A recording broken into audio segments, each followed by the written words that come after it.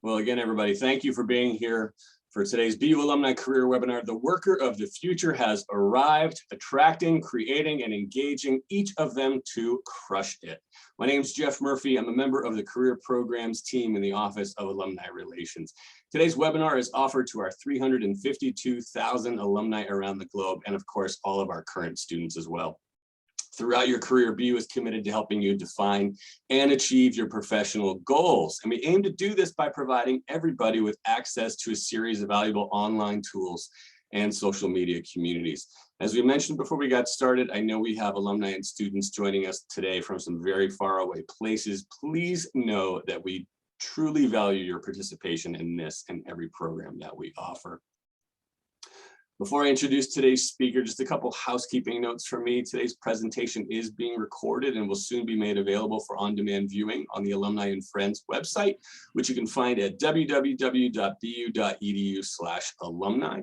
Our speaker today is eager to answer any questions that you may have, and you're welcome to submit them throughout the presentation using either the chat or the Q&A box. Again, just hover over your screen. You're going to see your Zoom toolbar pop up.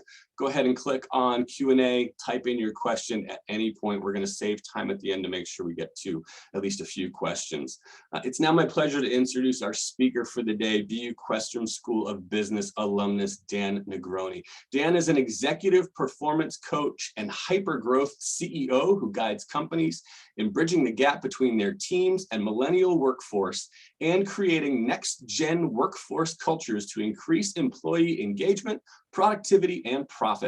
He's a serial entrepreneur, experienced business leader, attorney, master coach of CEOs and millennials, Inc. Top 100 leadership speaker, Amazon best-selling author of Chasing Relevance: 6 Steps to Understand, Engage, and Maximize Next Generation Leaders in the Workplace. For more information, you can visit his website at dannegroni.com. That's Negroni. Dan, we're incredibly excited to have you. It's actually been a few years since you last did a webinar for us. We are thrilled that you were able to come back and do another presentation for us. You are a very in-demand speaker, doing some pretty high-profile keynotes around the world. So thank you for being here. We'll have you go ahead and share your slide deck, and then the floor is all yours, sir. Okay, thank you for having me. It's great to be. I thought you were going to say it's been a while. Can you see the presentation? Not yet. I think we just need to have you hit share screen there. I know you did that earlier. The guy talking about millennials and next generation cannot figure out what button to push on his computer. I think we got it there. No, I still can't see it. Oh, there we go. You're up and running now. Perfect. Okay. All right, let me put the slideshow on. Hey, everybody.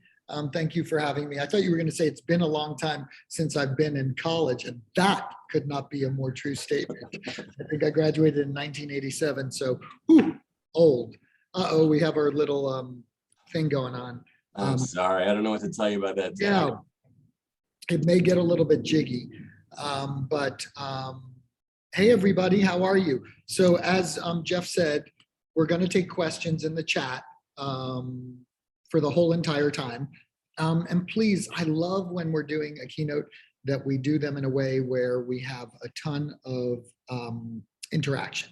And so I love questions the whole time. It's a little bit harder virtually and on webinars, but thank you for having me. So let me start. Wow, the worker of the future. What a crazy couple of years we've had, including what we do here in speaking. I don't think there have been many conferences. They're just starting back up. But the 2 years have been crazy with not only technology transformation, with innovation, but with this COVID pause. And so we're going to talk about the worker of the future, that they are here now, right? The worker of the future is here now, and we call them the WTF. And that's kind of what's happened to the worker of the future, WTF, in this year of the transformation, innovation, and COVID. But a bunch of things have happened in the workplace that have been really cool. And we have the winning formula, which we're going to describe to you here. And that is about attracting, creating, and engaging employees to crush performance. And the winning formula is super simple. Here's the change that's gone on. The workplace has been turned upside down by COVID. hybrid work, remote work, disconnection. And you've heard of this thing called the Great Reshuffle or the Great Resignation, I'm sure, from Harvard Business Review to MIT, to be any publication you look out there, Deloitte, Price Waterhouse, they are talking about 48% of the workforce is looking for a new job at this particular time or reshuffling. And it's really crazy.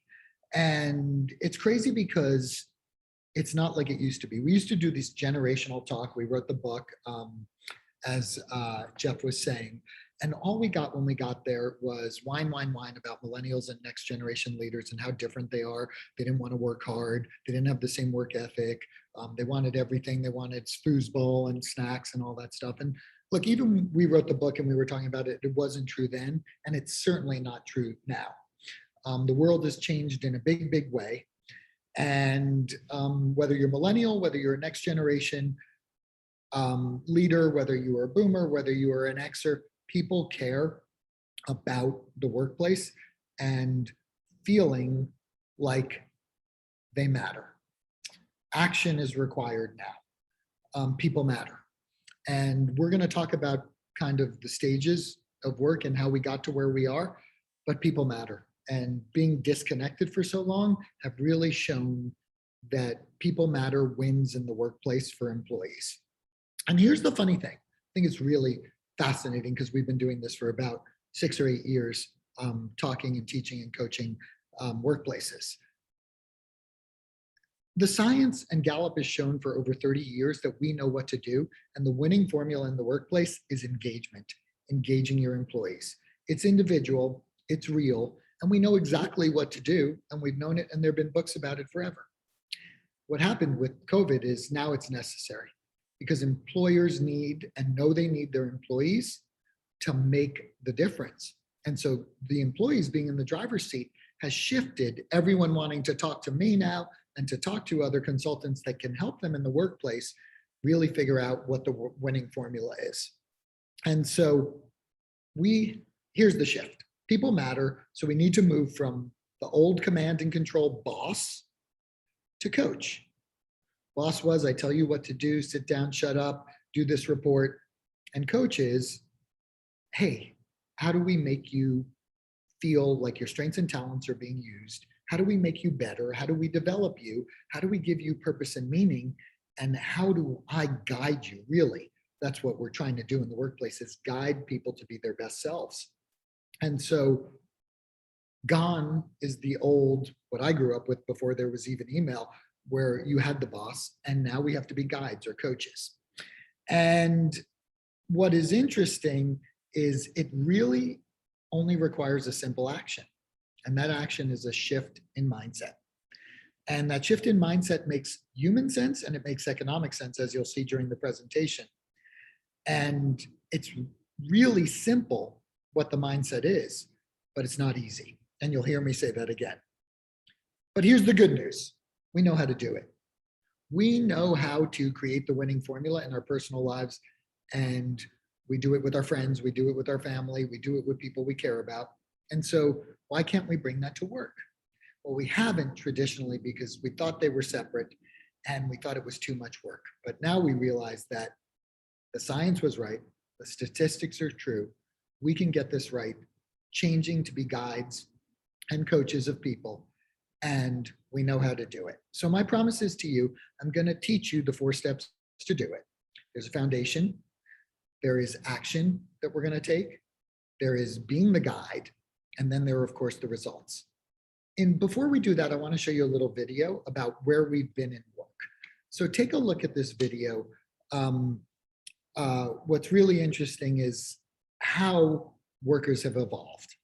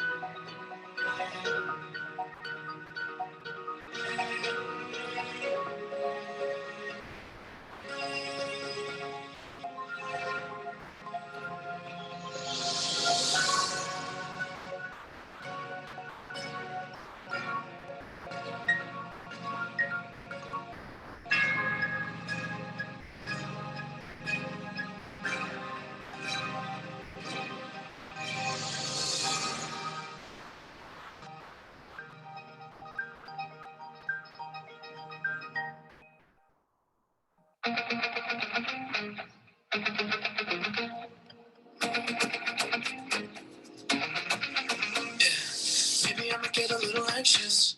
Maybe I'ma get a little shy. Cause everybody's trying to be famous. And I'm just trying to find a place to hide. All I wanna do is just hold somebody. But no one ever wants to get to know somebody. I don't even know how to explain this. I don't even think I'm gonna try. Well, there you have it. The history of work right from the beginning to see, God, we are overwhelmed at work. And look, this video was done before COVID. So it's really, really fascinating at what the worker has had to do with 6 different forms of communication: Slack, email, texting, Snapchat, personal email, whatever it is. We were overwhelmed. We were overwhelmed before COVID. And so if we want to look at the bright side of COVID, there is this kind of pause or pivot to really figure out what had happened. And here's what had happened.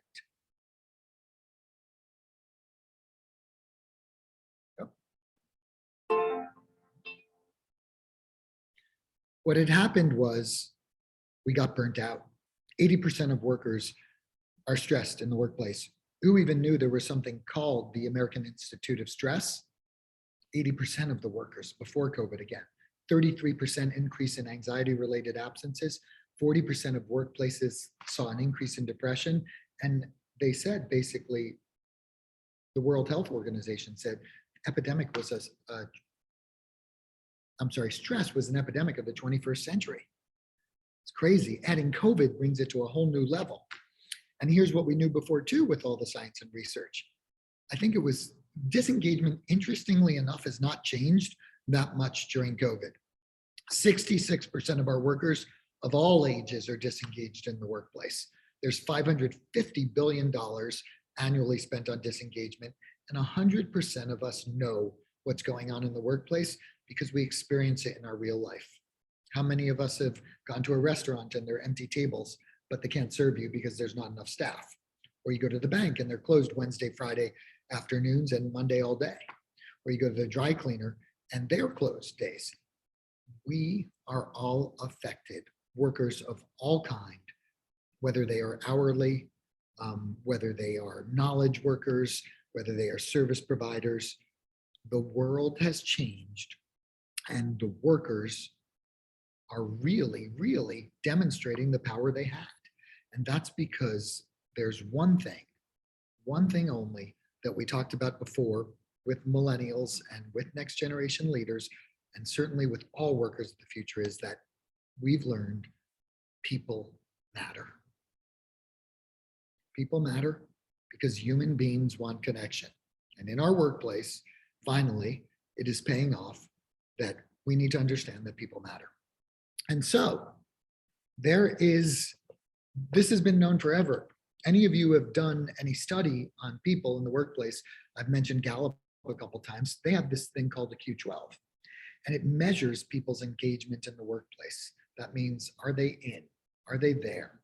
Are they feeling like they want to show up and perform? And are they feeling empowered?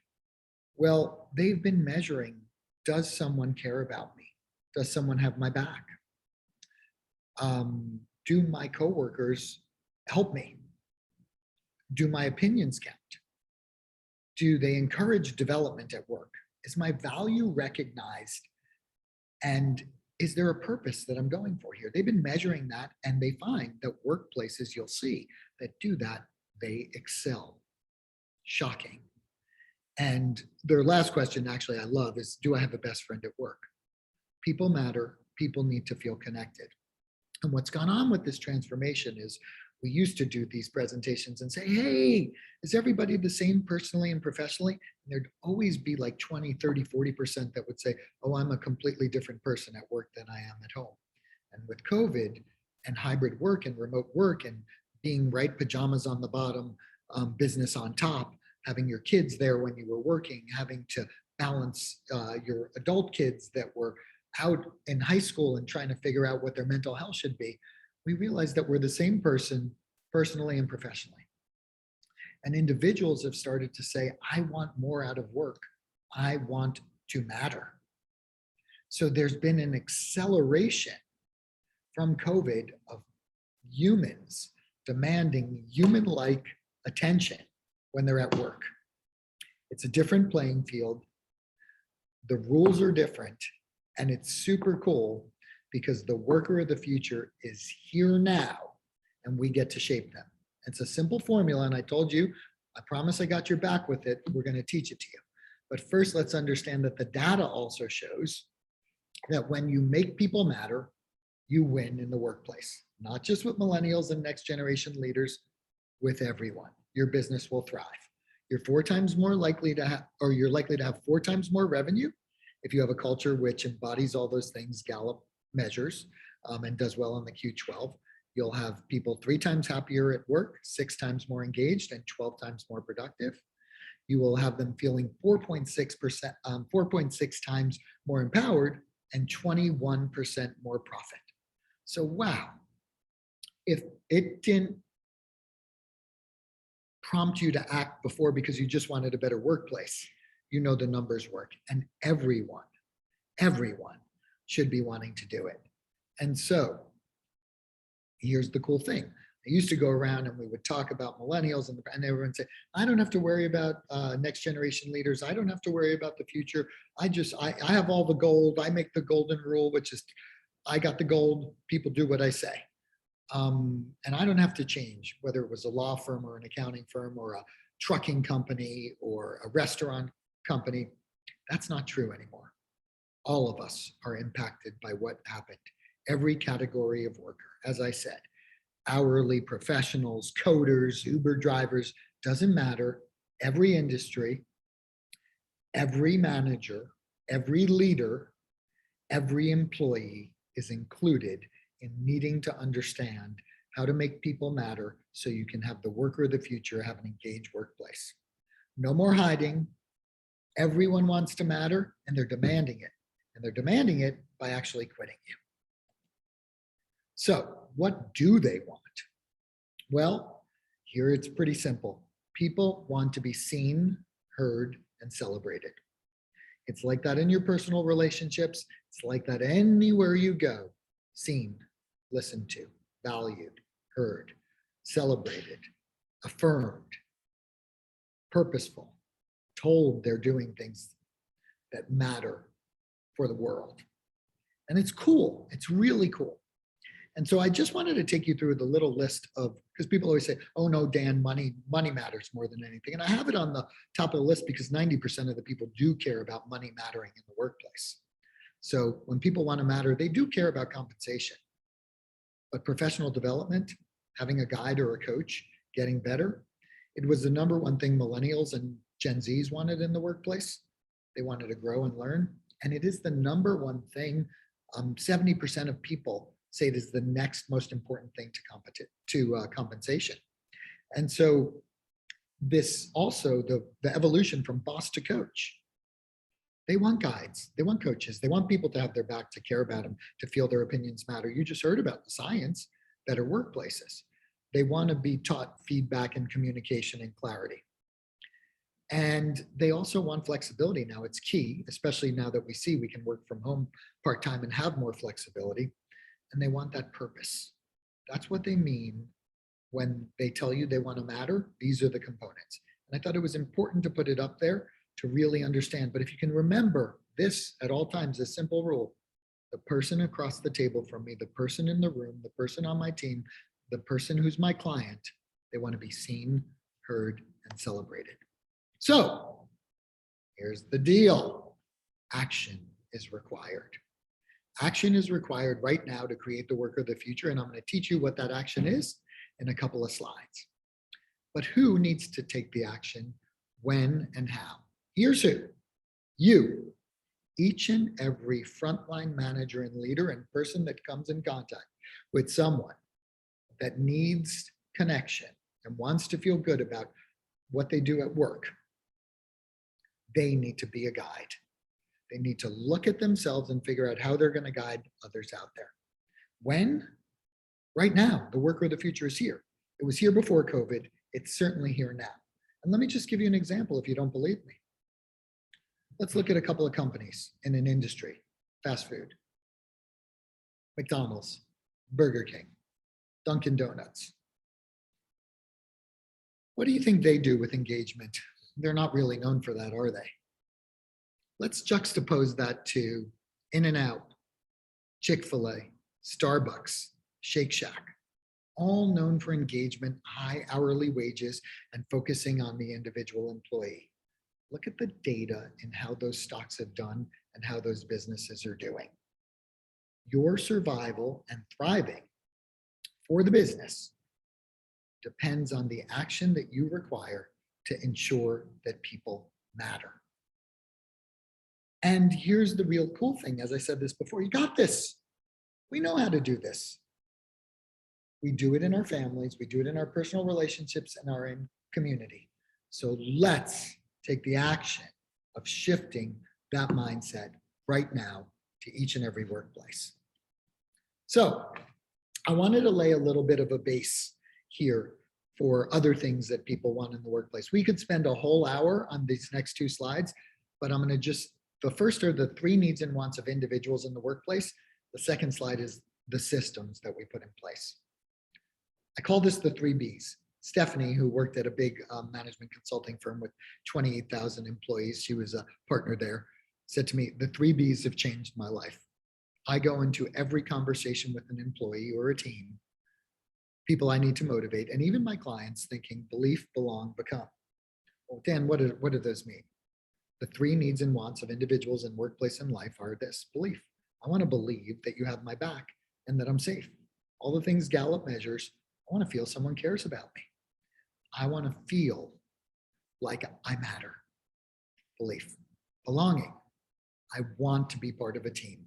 We as human beings, you can look at the data, since caveman times, we want to belong. I don't mean to be, we want to belong like having a tribe, our peeps. We want to have a group of people we belong to and we feel a part of. It's human nature. And we want to learn and grow and be better and contribute, become. Remember this, whenever you're across the table from someone that you're supposed to be the guide for, create belief, create belonging, create becoming. How do you do that? We do it with a simple system. Again, I'm going to tell you a story about number 1, which is turn your perspective upside down. Kathy, another client of mine at a big money management firm who had a team of 20, said to me, Dan, I want to do a seminar and you're really good at this facilitation stuff and I really would love your help. I need to know how to do this and figure out how to facilitate a workshop. What do you think? And I said, well, what do they want from you? What do they need from you? What are they looking for? And she said, I want them to. And then give me a laundry list of things. And I said, stop. My question was, what do they want from you? Right? I wanted to use my lawyer background and say, hey, move to strike, non-responsive. Because she was non-responsive. She wanted to tell me what she wanted, not what they wanted. You'll learn with some of the other tools we tell you for the formula, turning your perspective upside down and asking your employees what they want from you. As Kathy learned to do and hit it out the park with her facilitated session, which she did not mind. She did a survey, she asked them things, she did a focus group, and she figured out what they wanted to learn for the workshop. She also focused on hack 2, which is people need meaning. They really need meaning. I think the study of it is logotherapy. Viktor Frankl wrote a book, Man's Search for Meaning. People need to be valued and want to do something that's purposeful. And then the third hack is please, please, please teach your people about how to grow from the inside out. You'll see our winning formula is inside out growth. By inside, I mean we focus on ourselves and what we can do, and then we focus on how we show up in the world. So again, belief, belong, become. 3 quick tools: ask people what they want from you, make sure that they believe it's meaningful, and then give them the skills of this winning formula that I'm about to teach you. Those are the foundations. Well, we've been waiting. We got about 10, 15 more minutes to go through this, and we're here, the winning formula. It's so simple, but this is it. You plus others equals connection impact. That connection impact is, bam, the explosion that matters, that creates the results in the workplace. Who's you? That's self. You'll learn more about that. Got to focus on understanding yourself so you can understand others. When we create that connection as humans, everything matters, everything happens. That's where the magic is. And there are 4 steps to it, 4 simple steps. 1, you got to create a foundation. What is a foundation, you say, Dan? What is the foundation? Well, the foundation of this winning formula is relationships. First, relationship with yourself, and then your relationship with others. When I ask and I go to these keynotes, I say, what do you think is the most important life work skill? And I hear communication, and I hear listening, and I hear discipline. But the real answer to that question is the ability to build relationships. Why? Because we are all human beings. Whether we're in sales, whether we're in accounting, whether we are in customer service, whether we are in data entry, doesn't matter. Everything we do in life, when we go out to buy something, when we have a relationship with our family, they all boil down to building relationships. I want to know, and I believe that BU should have a course on building relationships for every student. So should they in the graduate schools. So should they in probably high school. And so should they at the workplace. And so people matter. The foundation for the 4 steps to this formula is learning how to build relationships. It's that simple. And then you got to take action for the formula. It's that simple mindset shift to being the guide. You'll win. And it's a growth mindset. For those of you know that know Carol Dweck's book on mindset, it's amazing. We can shift our mindset easily and we win. Harvard did a study, the longest study on adult education. And they found out that relationships matter more than anything relative to people's success in life. Imagine that. Step 3, so you got foundation, primary relationships, you got action, shift the mindset, you got 3, become the guide or the coach. Employees care about themselves, they care about development, they care about purpose. Teach them, share the secret, be the guide, have their back. Do all the things we know that will create step 4, which are the results. This is not soft stuff. Most people say, Dan, it's all soft. The data will show you that engagement leads to wellness, leads to performance. Okay, I'm trying to look at the chat. Who can see the messages? Everyone, I think, can see the messages. What are the 2 new messages? Okay, we'll get to those bigger questions, the specific fact patterns. It is gratifying to hear that my longtime mommy style of management is still a valid approach. You know, it is. Managing is like being a parent. And the people, the who, are the frontline leaders that are going to do this. So I love, love, love that you said that. And it's hard. And I'll have clients that tell me all the time, I don't want to work that hard. If that's how it is at work, I'm going to stay home. I don't want to do that at work. Well, you have to, because people matter. And it does matter. So step 1. Step 1 is understand the self. Why you first? Well, you first because you've heard this before, whether it's from Oprah or Will Smith's new book has it in, which, by the way, great, great book. Put your oxygen mask on first, because unless you help yourself, you cannot serve, show up, help anyone else. So we got to focus on ourselves first. That's the you part of the component. And our employees come to us not learning it in college or graduate school or high school, and they need to be taught about themselves. We'll get there. The science will show us why you first, because people that naturally employ and deploy their strengths and talents, they feel empowered, they feel engaged, they feel fulfilled, they feel like they have purpose, and they're self-aware. We got to get them there. And it's not that complex. It can happen quickly. But here's the challenge with most workplaces. We all skip the you part of the formula. We go right into teaching communication and teaching feedback and teaching trust and all those things. And we can't do that without teaching the individual about who they are and how they show up and how they use all those tools. But if we did, imagine what the world would be like if we actually taught these things early on. And so we have developed the School of You. We have this simple thing. Who am I? What are my strengths, my talents? We talk about values, skills, and passions. We talk about Where do I want to learn and grow? Who do I want to be? What's my purpose? And how do I tell a story that can connect with others? That's a whole nother keynote on the story. But the cool thing about the School of You is we've trained over 25,000 people, many millennials, many of all ages. And here's what we know about attracting, creating, and engaging workers to crush performance. If we teach them about themselves, the individual component, and that's why it's hard for managers and leaders today when they're guiding, because each one is an individual deployment. When we teach them about themselves, all 20,000 of them, not a one of them said, hey, that stuff wasn't good you taught me about myself. I didn't learn anything. It didn't change anything in my life. That stunk.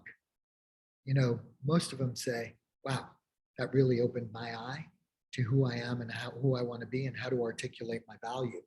And you can see it. I don't remember all their names, but you can see it in the smile. You can see it and almost get goosebumps if you teach people about themselves in your workplace. We have a super simple way to do that. It takes about 30 to 90 days. They will thrive. One after the other, you see the success that they start to have and what they were meant to do. And they do that because they've learned one trick, which I wanted to leave you, which was a tool called the Platinum Rule. The Platinum Rule is treat others the way they want to be treated. The Golden Rule is treat others the way you want to be treated, but that doesn't work. I often tell the story of my wife. I like to be told things, boom, bam, there it is, it's out there. My wife likes me to ask permission. Can I talk to you about this? Is it okay? Do you have time to understand this? Can you digest this? How's this going? And once I started to understand the Platinum Rule, which is, whoa, don't treat her the way you want to be treated. And by the way, it only took me 27 years into my 35-year marriage to figure that out. Things started to open up. The Platinum Rule, treat others the way they want to be treated. And that goes to the individual component. And if you don't know it, what do you do? What do you do? You ask. And we're going to get there with one of our other tools. You ask them. It's the bridge to understanding people. Okay. Well, here's the good news about part 2 of the formula, others. Once you've secured and understand yourself and know how to talk about yourself and connect, you do the same thing. The foundation. The foundation is relationships. And now you just use all the things that you learned already about yourself and you start applying them to others. You're now an expert guide yourself in connecting with others. And so you then look at your mindset. How do I shift to figure out it's not about me? The hero of anything I do is my audience. I want to help others. Zig Ziglar told me, if I can help others get what they want, I can always get what I want. And it's pretty true. Servant leadership, been around since the 80s, been around since the beginning of time. Being the guide, that's what matters. Step 3, the guide, the coach, teach. Teach and share, have a course of conduct of language. We have ways that we teach trust. We have ways that we teach communication. We call it GPS, gratitude, permission, shared experience. It's an art form to communicate with others so you meet their needs. And then you'll have the results, which is a great culture. You, plus I know how to connect with others, bam, creates the culture, creates the impact, both internally and externally. Simplest tool we got. If that's not clear enough, and I know it's not very clear, I'm going to give you the second tool, which you can take away with them. Always make it about others. What's with them? With them. Well, you know what with them is. What's in it for me? Every human being, survival. We're always thinking, what about me? What about me? How does that affect me? What did you say there? Oh, whoa, what do I do with that? That's how everyone's thinking. Well, here's the secret. If every other is thinking with them, what's in it for me? You turn it around, real simple. What's in it for them? If I can think about what's in it for them, I can have a great conversation. I can help them grow. I can help them feel like they belong. I can help them with belief. I can help figure out what are the solutions? How do we innovate? How do we get diverse things, diverse opinions to work together? We turn it around with them. That's simple. Think of that one thing every time you have a conversation. And if you don't know what's in it for them, what do? Ask. Action, I'm going to dump it, shift my mindset. with them, what's in it for them, that's the coaching and guiding, and then the result will come. If you don't know what with them is, just ask, use inquiry. What's in it for them? If I don't know, I ask.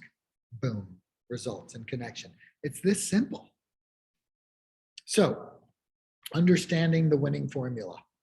People matter, foundation, relationships. That's step one. Foundation, people matter, it's about relationships. Step two, action is required. No one's excluded. Mindset must shift. It's individual. Number three, coach. There's a formula, a winning formula. You plus others equals connection, impact, or bam, success. Culture. Don't forget the platinum rule, and don't forget with them. And in order to tell you it works, I'm going to tell you the story real quickly about a physician's office I worked with that was completely broken apart. Here's what happened. Went in, Mitch called me, he was a friend of mine.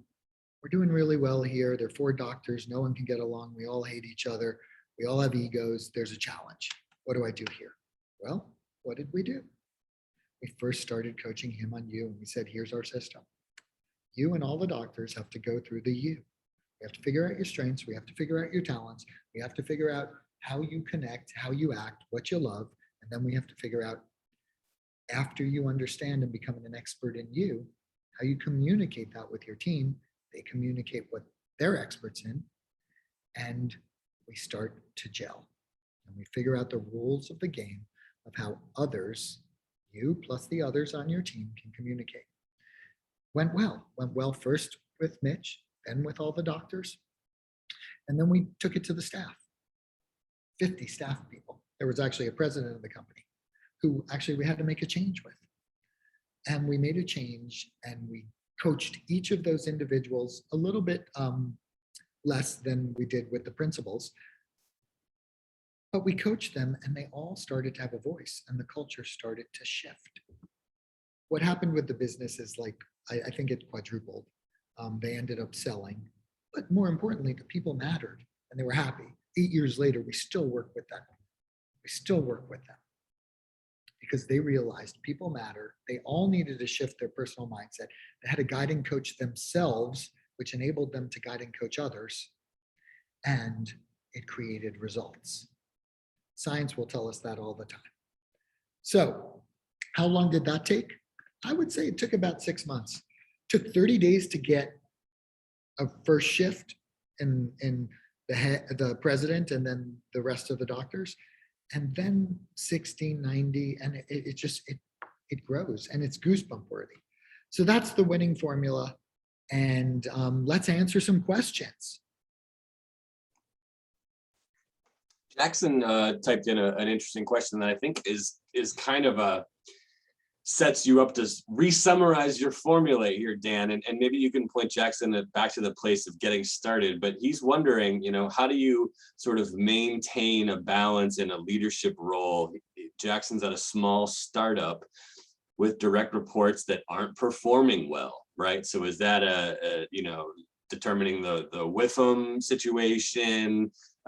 He's really feeling like the performance issues are just really taking him out of his leadership game. Where is the spot that Jackson needs to get started with direct reports that just aren't performing up to his expectations? Yeah, so look, right. What I would start coaching Jackson on immediately is why? Why are they not performing well? What are some of the holes? And really trying to figure out the feedback from what is the challenge, and why do they think they're not performing well, or do they think they're not performing well? So it's really kind of, you got to do your work first, which is the assessment. We can get back to Jackson, how to figure out how the best leader, how to become the best leader he is. The question is, is he leaning in? Is he asking questions? Is he understanding what's in it for them? Or is he just saying, hey, no, you're not performing well? Or is he not even saying that? And so I just think it depends on what the communication is And you got to start doing an investigation. Every client that brings me in when there's a leadership problem with performance, it starts with an assessment of, right, where do you think you are?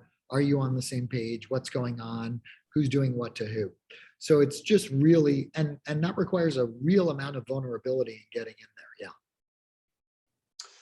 And I'm curious to know if you found, from an intergenerational standpoint, if there's certain, you talk so much about millennials and things like that. Is there one generation that is sort of most reluctant to sort of embrace this kind of cultural change?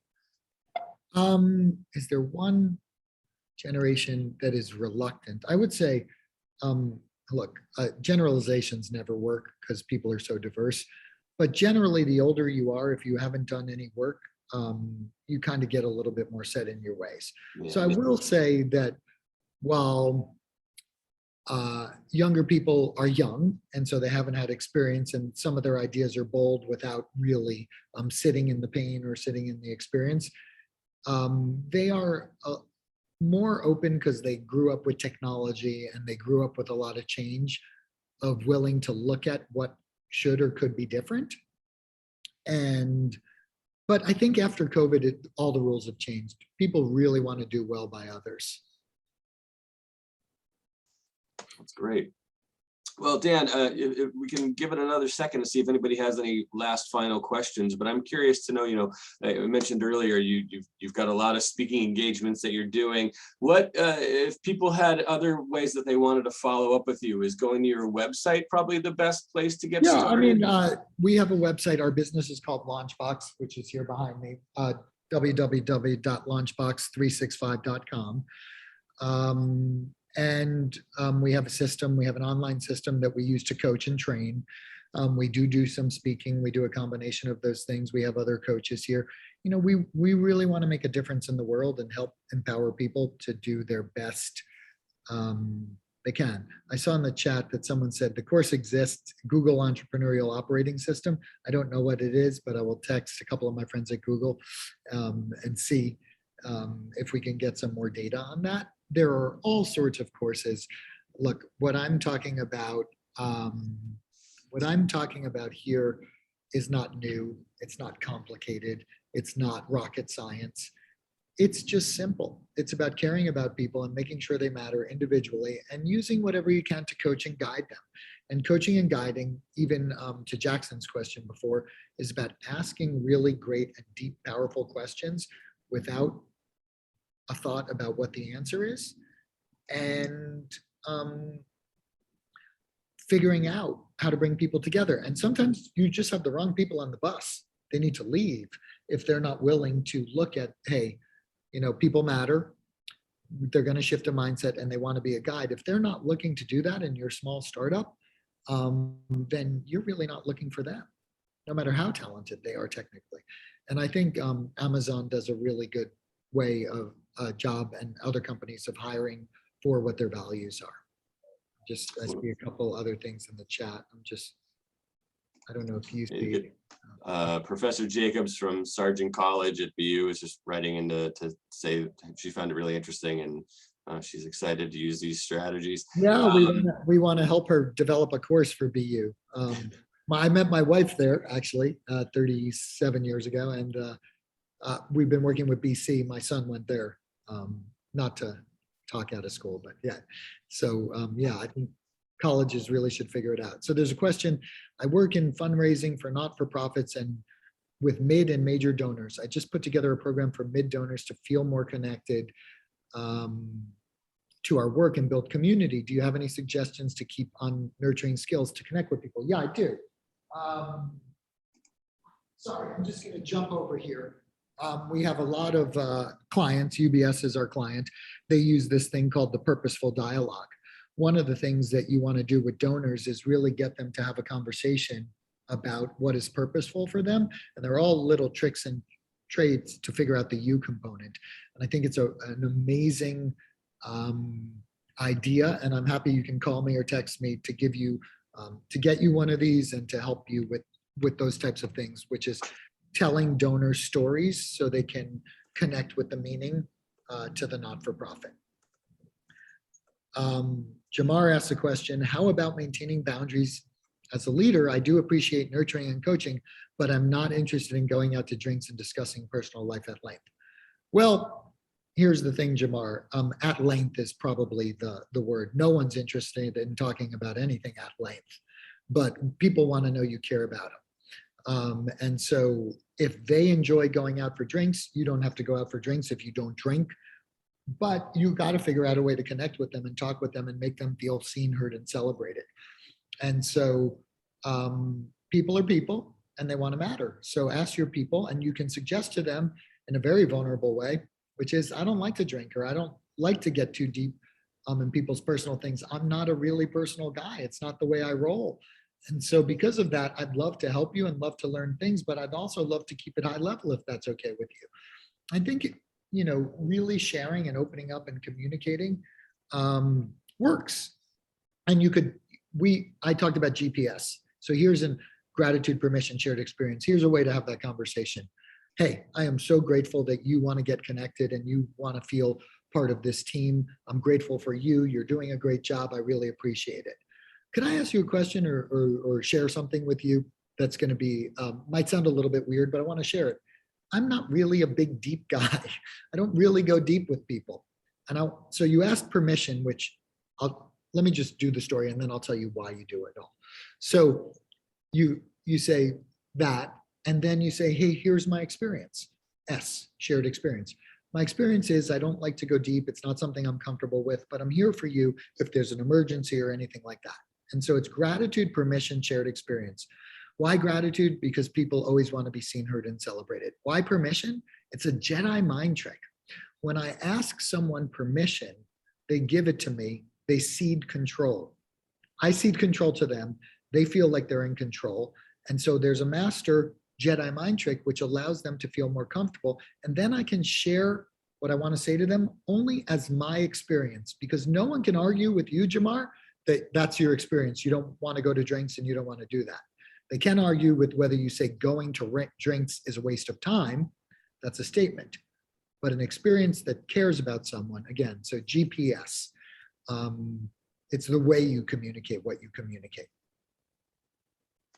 Well, Dan, this was amazing. Thank you so much for doing this for us. I'm just really glad that I think you took, you know, you said it yourself, maybe it's not rocket science, but you put it together in this really clear to follow formula. And, you know, you've done a real service for the BU community today on behalf of all of our alumni. I want to thank you for that.